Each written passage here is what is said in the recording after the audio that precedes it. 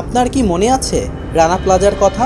24 April 2013 সালে যে মর্মান্তিক দুর্ঘটনায় 1175 জন মানুষ মৃত্যুবরণ করেছিল, 2000-এর বেশি মানুষ আহত হয়েছিল, যা বিশ্বের ইতিহাসে তৃতীয় মর্মান্তিক দুর্ঘটনা।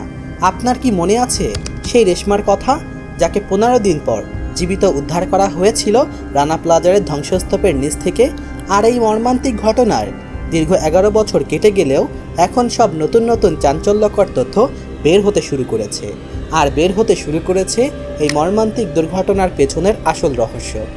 এসএসএফ-এর সাবেক প্রধান লেফটেন্যান্ট জেনারেল অবসরপ্রাপ্ত চৌধুরী হাসান শেহরাওয়ার্দী বলেন, উদ্ধার কাজের এক পর্যায়ে সাবেক প্রধানমন্ত্রী শেখ হাসিনা তাকে নির্দেশ দিয়েছিলেন, অনেক তো উদ্ধার হলো, এবার আটকে পড়াদের চাপা দিয়ে দাও, এই কাজটা এখানেই শেষ করো। একবার চিন্তা করে দেখুন, স্বৈরাচারী শেখ হাসিনা কতটা নিকৃষ্ট কাজ করেছিল বাংলার জনগণদের সাথে। কিন্তু কেন এই জঘন্য কাজ করেছিলেন শেখ হাসিনা? তার উদ্দেশ্য কী ছিল? এছাড়াও রানা প্লাজার এত হাজার হাজার টন ধ্বংসস্তূপের নিচে 15 দিন যাবৎ রেশমা কিভাবে জীবিত ছিল, আর কিভাবেই বা সে বেঁচে ফিরল? তবে কি রেশমাকে নিয়ে কোনো ষড়যন্ত্র সাজিয়েছিল স্বৈরাচারী শেখ হাসিনা? দীর্ঘ 11 বছর পর এবার মুখ খুলল রেশমা, একে একে ফাঁস করে দিল সব গোপন তথ্য। তবে কি গোপন তথ্য ফাঁস করল রেশমা? তাই জানবো আজকের এই ভিডিওতে। আজকের এই ভিডিওটি খুবই গুরুত্বপূর্ণ ও তথ্যবহুল ভিডিও হতে চলেছে, তাই ভিডিওটি না টেনে একেবারে শেষ পর্যন্ত দেখতে থাকুন। রানা প্লাজা ধসের 11 বছর আজ। 2013 সালে 24 এপ্রিল সাভার বাস স্ট্যান্ডের কাছে 10তলা রানা প্লাজা ভবন ধসে নিহত হন 1136 জন, আহত হন 2000-এর বেশি শ্রমিক। এই ঘটনাটিকে বিশ্বের ভয়াবহ ইন্ডাস্ট্রিজ ট্র্যাজেডি হিসাবে আখ্যা দেওয়া হয়ে থাকে। তার প্রভাবে সে সময় বাংলাদেশের শ্রমিকদের কর্মপরিবেশ ও নিরাপত্তা নিয়েও প্রশ্ন উঠেছিল। বাংলাদেশের বেসামরিক স্যাটেলাইট টেলিভিশন চ্যানেল যমুনা এমন তথ্য জানিয়েছেন। চৌধুরী হাসান শেহরাওয়ার্দী বলেন, উদ্ধার কাজের এক পর্যায়ে সাবেক প্রধানমন্ত্রী শেখ হাসিনা তাকে নির্দেশ দিয়েছিলেন, অনেক তো উদ্ধার হলো, এবার আটকে পড়াদের চাপা দিয়ে দাও। 2023 সালের অক্টোবর থেকে কারাগারে থাকা সাবেক এই এসএসএফ-এর প্রধান মুক্তি পান গত 6 আগস্ট। তার দাবি, রানা প্লাজার নিহতের সংখ্যা কম দেখাতে নির্দেশ দিয়েছিলেন শেখ হাসিনা। এত রহস্যের ভেতরেও একটি নাম সবার আগে উঠে আসে, আর সেটি হলো রেশমা। যে নামটি শুধু সুন্দর নয়, এই নামটিকে ঘিরে রয়েছে অনেক রহস্য। আপনি কি একবার নিজেকে সেই জায়গায় রেখে কল্পনা করুন, যদি আপনি 15 দিন যাবৎ সেই ধ্বংসস্তূপের নিচে থাকতেন, তাহলে আপনি কি জীবিত থাকতেন নাকি মৃত্যুবরণ করতেন? যদি জীবিত থেকেও যেতেন, তাহলে আপনার অবস্থা কেমন হতো তা একবার অনুমান করুন। কিন্তু সব মিথ্যাকে পাশ কাটিয়ে শীতকালীন সোনালি সূর্যের ন্যায় উদীয়মান হয়েছিলেন এই রেশমা জাহান। সেই ধ্বংসের দুর্ঘটনার 15 দিন ধরে রানা প্লাজার হাজার হাজার টন ধ্বংসস্তূপের নিচে উদ্ধার আশায় এক অকল্পনীয় সংগ্রামে লিপ্ত ছিলেন এই রেশমা। 45 মিনিট ধরে তাকে জীবিত উদ্ধারের ঘটনায় সরাসরি প্রচার করা হয়েছিল টেলিভিশনে। যদিও এই তরুণীর বিস্ময়কর উদ্ধারের কাহিনী সারা বিশ্বের গণমাধ্যমে তুমুল আলোড়ন সৃষ্টি করেছিল। কিন্তু এত বছর পরে যখন রেশমার খোঁজ করতে সংবাদকর্মীরা অনুসন্ধান চালালো, তখন একে একে বের হতে থাকলো রেশমার সাথে জড়ানো এগুলো সব রহস্যের কথা। তাই তো রেশমা সহ্য করতে না পেরে 11ই মে 2024 বহু জনপ্রিয় প্রথম আলোর নিউজ চ্যানেলে রেশমা একটি সাক্ষাৎকার দেয়। চলুন সেই সাক্ষাৎকারে কি বলেছিল রেশমা, আর কি বা সব তথ্য উঠে এসেছে তাই জানবো আজকের এই ভিডিওতে। তিনি বলেন, ভাবিনি আর কোনো দিন পৃথিবীর আলো দেখতে পাবো, সেই স্মৃতি ভুলতে পারিনি। অনেকেই বলে আমি নাকি সেখানে আটকে পড়িনি, সরকার আমাকে সেখানে ঢুকিয়েছিল। অনেকেই বলে এত মানুষ মরে গেল, আমি বাঁচলাম কিভাবে? অনেকের হাত পা কেটে গেছে, আমার হাত পা কেন কাটেনি?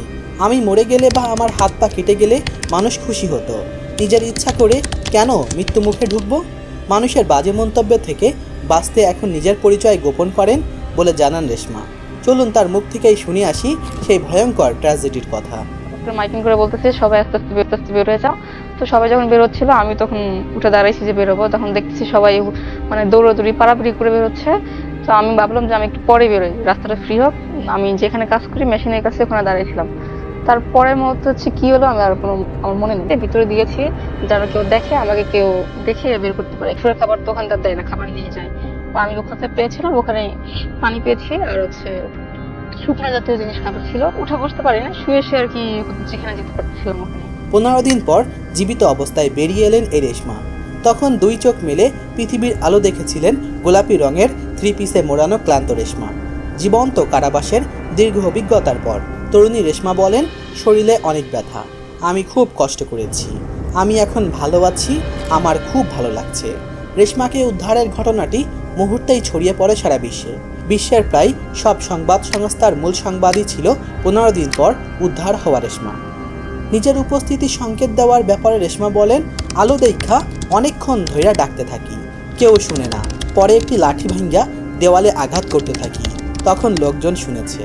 ঘটনার কথা বর্ণনা করে রেশমা বলেন, এর আগে বিল্ডিংয়ে ভাঙা ছিল, ছুটি দেওয়ার পর লাঞ্চের টাইমে আবারও যাই, স্যাররা বলে পরের দিন আসতে। পরের দিন সকালে গেলে স্যাররা বলে কোনো সমস্যা নেই, যার যার মতো কাজ করো। রেশমা বলেন, কিছুক্ষণ পর দেখি বিল্ডিংয়ের কোনায় কোনায় ভাঙ্গা, সবাই চিৎকার দিয়ে বাহির বাহির কইত্যা কইত্যা বিল্ডিং ভাঙ্গে পড়ল, কখন পড়ল বুঝতেই পারি নাই। এরপর অন্ধকার, শুধু অন্ধকার। আল্লাহরে বলছি, আল্লাহ তুমি আমারে এখান থেকে বাইর করো, আল্লাহ আমারে বাঁচাইছে। রেশমার এই অবিশ্বাস্য বেঁচে থাকার বিষয়টি সাভার CMH এর নিবিড় পর্যবেক্ষণ কেন্দ্রের তত্ত্বাবধায়ক লেফটেন্যান্ট কর্নেল হাসান মোর্শেদ বলেন, ওর বেঁচে থাকার মূল অনুষঙ্গ হচ্ছে পানি। পানি খেয়ে 15 দিন বেঁচে থাকা যায়। এর বাহিরেও তিনি কিছু খেয়েছেন বলে জানিয়েছেন, কিন্তু কি খেয়েছেন বলতে পারছেন না তিনি। মানুষের শরীরে যে ফ্যাট থাকে তা পুড়িয়েও বেশ কিছুদিন বেঁচে থাকা সম্ভব। এখন আপনারাই বিবেচনা করুন কিভাবে একজন 15 দিন ধ্বংসস্তূপের নিচে পড়ে জীবিত থাকতে পারে, আর কিভাবেই বা সে ধ্বংসস্তূপের নিচে পড়ে নিজের কাপড় পরিধান ঠিক করতে পারে। যদিও সে বলছে তার জ্ঞান ছিল না। যদি তার জ্ঞান না থাকে তাহলে কিভাবে 15 দিন পর তার জ্ঞান ফিরে আসলো আর তাকে তারা সেখান থেকে উদ্ধার করলো? তবে আলোচিত এই রেশমার ঘটনা আসলেই কি প্রকৃতপক্ষে সত্যি নাকি মিথ্যা? এর পেছনে অন্য কোনো রহস্য রয়েছে কিনা? রানা প্লাজা ধস বাংলাদেশের একটি আলোচিত অধ্যায়। 2013 সালে ঘটে সাভারের রানা প্লাজা ধ্বংসের ঘটনা। এতে বহু মানুষের প্রাণহানি ঘটে, মারা যান অসংখ্য পোশাক কর্মী।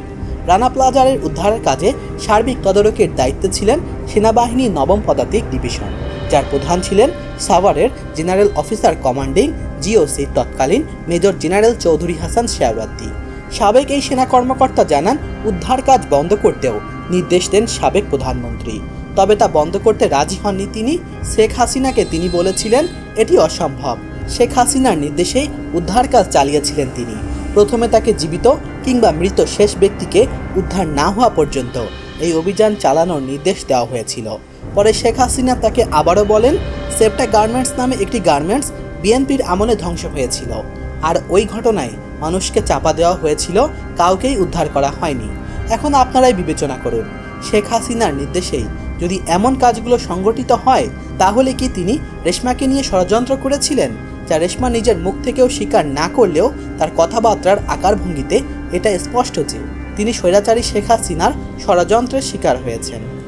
এ বিষয়ে আপনারা কি মনে করেন তা অবশ্যই আমাদের কমেন্ট করে জানাবেন।